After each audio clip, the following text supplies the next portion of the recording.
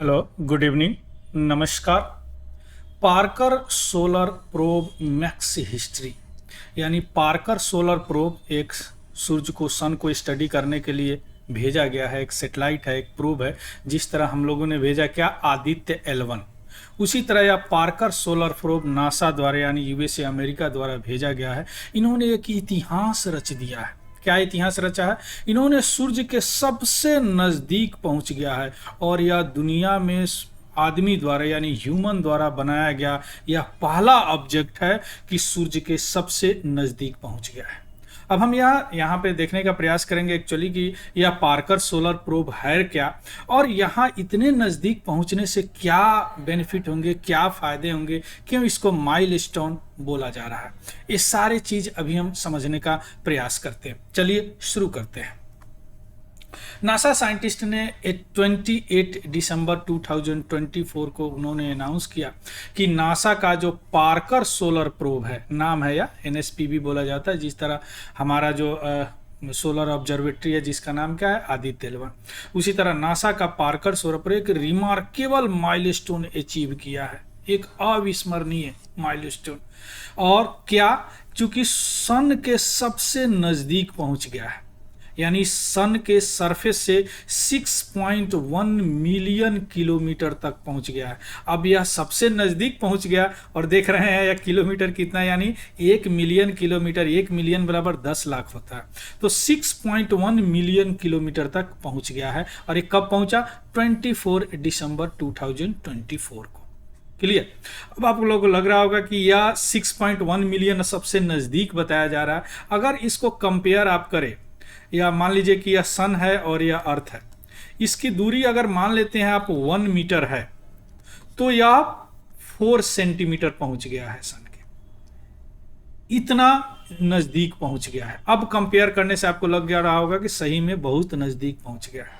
और यह ह्यूमन द्वारा बनाया गया यानी ब्रह्मांड की पहली ऐसी वस्तु है जो सूर्य के इतने नज़दीक पहुंच गया है। क्लियर? यह जो अचीवमेंट है यह क्या फायदा करेगा? यह हमारे सूर्य के बारे में अंडरस्टैंडिंग, समझ को और बढ़ाएगा। क्लियर?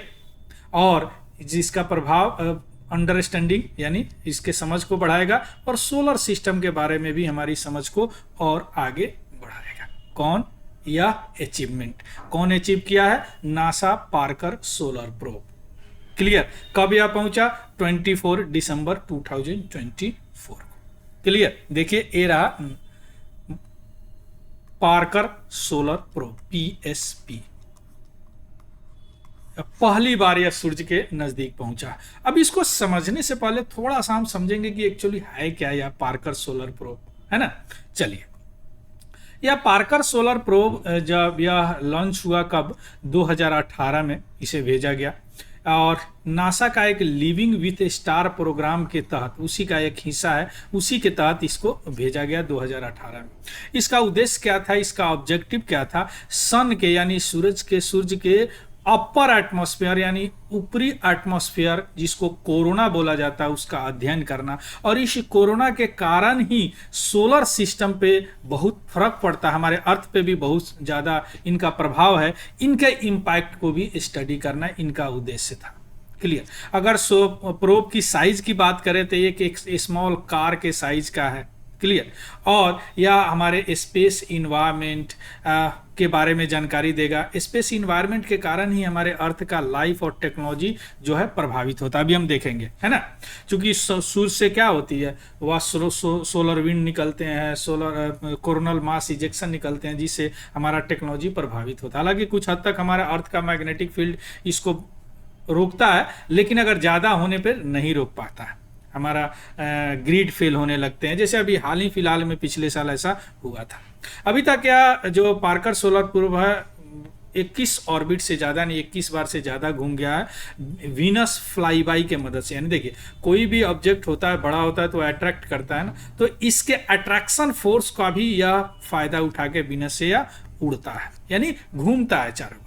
क्लियर? इसकी अगर स्पीड की बात करें तो 6,92,000 किलोमीटर पर आवर के स्पीड से यह सूर्य का चक्कर लगा रहा है। क्लियर? कौन? Parker solar probe. तो ये हो गया पार्कर सोलर प्रोब के बारे में। अब जो यहाँ पे कोरोना की बात किए हैं, थोड़ा सा सन का स्ट्रक्चर भी देख लेते हैं। देखिए सन के कोर में क्या होता है, न्यूक्लियर फ्यूजन होते हैं, यानी संलयन क्रिया होते हैं, यानी दो हाइड्रोजन जुड़ते हैं और एक हीलियम बनते हैं, जिसके रिएक्शन से इतना एनर्जी निकलता है। क्लियर। तो यह कोर में तो टेम्परेचर ऑब्वियस ज़्यादा होगा, और इसके सरफेस को बोलते हैं फोटोस्फेयर, जिसका टेम्परेचर 6000 केल्विन है। क्लियर। क्रोमोस्फेयर थोड़ा सा आगे बढ़ गया, जिसका टेम्परेचर 10,000 केल्विन। लेकिन यह जो अपर एटमॉस्फेयर है, जिसको कोरोना बोला जाता है, इसका टेम्परेचर मिलियन डिग्री तक जाता है, 10 लाख केल्विन से भी ज़्यादा जाता है। अब साइंटिस्ट अभी तक यह समझ नहीं पाए कि आप जानते हैं कि किसी भी सोर्स से, अगर कोई सोर्स है हीट का, तो उससे जैसे डिस्टेंस बढ़ाते हैं तो हीट का इंटेंसिटी कम होने लगता है, तीव्रता कम होने लगता है। लेकिन सन के साथ ऐसा क्यों नहीं होता? यह भी अनआंसर्ड क्वेश्चन है फिजिसिस्ट के लिए। तो इसी को पता लगाने के लिए लोग सोलर प्रोब भेजते हैं, और बहुत सारे प्रोब वहां पे तो पहुंच ही नहीं पाते, इतने टेम्परेचर बर्दाश्त ही नहीं कर पाते हैं। लेकिन पहली बार है उसके सतह से इतने नजदीक या पार्कर सोलर प्रोब पहुंच गया है। तो यह थोड़ा सा स्ट्रक्चर आपने देख लिया क्या, सन का। क्लियर।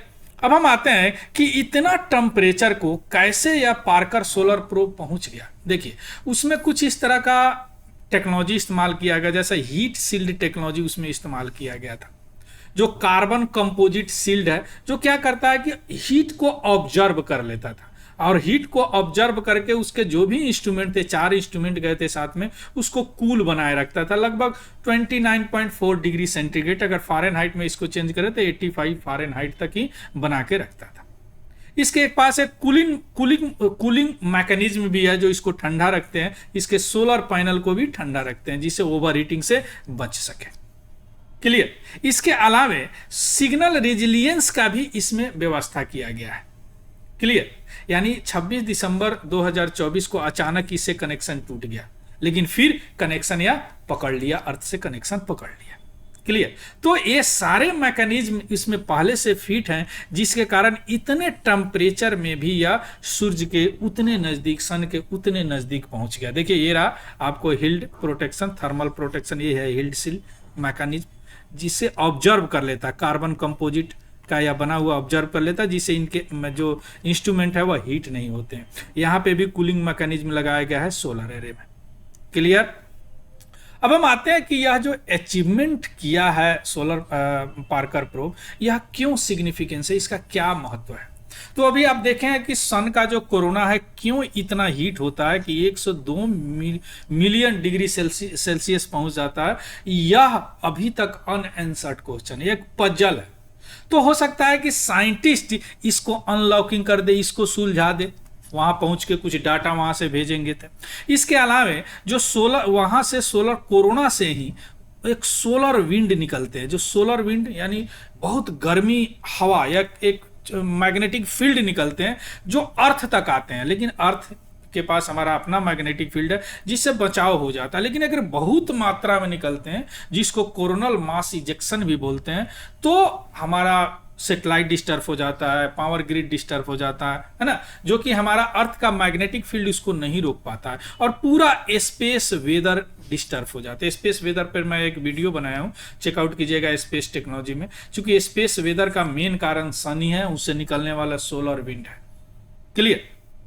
तो सोलर विंड के बारे में हमारा समझ बढ़ेगा, और इससे क्या होगा, सोलर फिजिक्स हमारा और एडवांस होगा। क्योंकि ये जो डाटा कलेक्ट करेंगे उससे हमारा अंडरस्टैंडिंग अच्छा होगा, हमारी समझ अच्छा होगा सूर्य के बिहेवियर पर, है ना, और उसका एटमॉस्फेयर पे भी एक्सटेंड कर सकते हैं, है ना।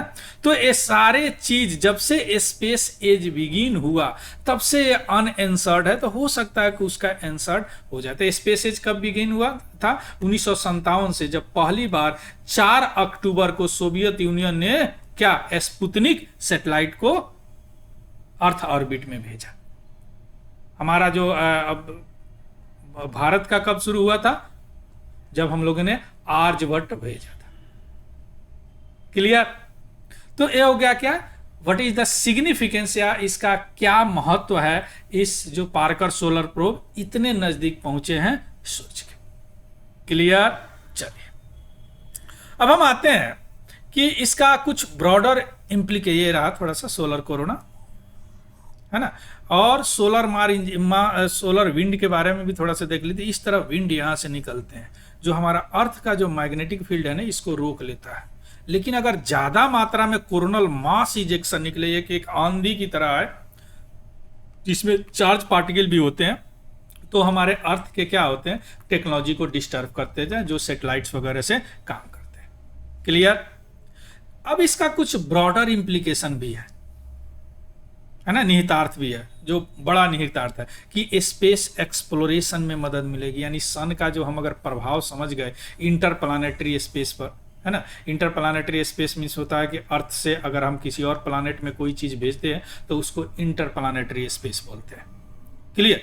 तो जो हमारा फ्यूचर मिशन है, जैसे हम मून पे भेज रहे हैं, मार्स पे भेज रहे हैं, उससे भी आगे भेजने का प्लान कर रहे हैं, वो अंडरस्टैंडिंग अच्छा होगा कि क्या इन्फ्लुएंस है। ये सारे को क्या बोलते हैं, इंटरप्लानेटरी मिशन। यानी अर्थ से अगर कोई प्रोब, अगर कोई सैटेलाइट किसी और प्लानेट पे भेजेंगे तो उसको इंटरप्लानेटरी मिशन बोलते हैं, उस स्पेस को इंटरप्लानेटरी स्पेस बोलते हैं। अर्थ के लिए भी फायदा करेगा, क्योंकि जो सोलर एक्टिविटी है उसके बारे में समझ हमारा अच्छा होगा। जो भी जियोमैग्नेटिक स्टॉर्म आते हैं, जो उसका इम्पैक्ट हमारे अर्थ पे होता है, टेक्नोलॉजी पे होता है, इंफ्रास्ट्रक्चर पे होता है, पावर ग्रिड पर होता है, उसके बारे में हमारा समझ अच्छा होगा और हम उसके जो भी क्षति होते हैं उसको कम कर सकते हैं।